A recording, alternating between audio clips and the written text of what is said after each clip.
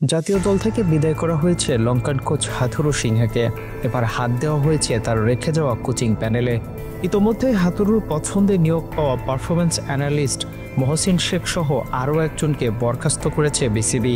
জানা গেছে আরও পরিবর্তন আসতে পারে জাতীয় দলের কোচিং স্টাফে। অন্যদিকে জাতীয় দলে এবার নতুন দায়িত্ব পেলেন দেশি কোচ মোহাম্মদ সালাউদ্দিন।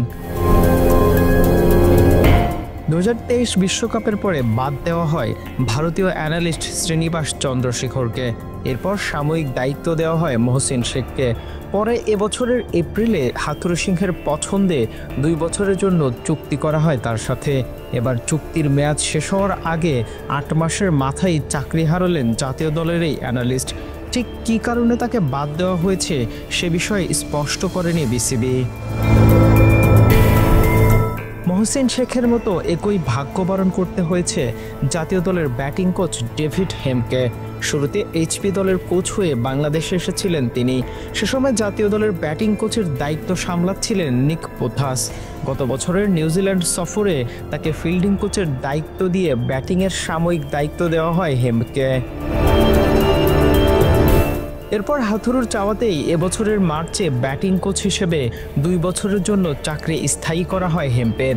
কিন্তু তার অধীনে ব্যাটারদের পারফরমেন্স দিনকে দিন তলানির দিকে যাচ্ছে। তাকে নিয়ে সন্তুষ্ট ছিলেন না স্বয়ং ব্যাটাররাও। এবার তাকেও সরিয়ে দেওয়া হলো জাতীয় দল থেকে। এখন আপাতত সেই দায়িত্ব সামলাবেন সদ্য নিয়োগ পাওয়া দেশি কোচ মোহাম্মদ সালাউদ্দিন। তবে ডেভিড হেমকে একেবারে বিদায় করা হবে কিনা সেটা নিয়ে চলছে দোলাচল। গুঞ্জন আছে তাকে আবারও দেওয়া হতে পারে এইচপির দায়িত্ব। বিসিবি সূত্র বলছে হাথুরুর রেখে যাওয়া কোচিং প্যানেলে আসতে পারে আরও পরিবর্তন। কাটা পড়তে পারেন ফিল্ডিং কোচ নিক পোথাস আর পেস বোলিং কোচ আন্দ্রে অ্যাডামসও। ফিল্ডিংয়েও দেখা যেতে পারে দেশি কাউকে। জানা যায় ইতোমধ্যেই কোচিং প্যানেল গোছাতে শুরু করেছেন ফিল সিমন্স। চ্যাম্পিয়ন্স ট্রফির পরে দীর্ঘমেয়াদে দায়িত্ব পেতে পারেন তিনি। Sports mirror, news desk.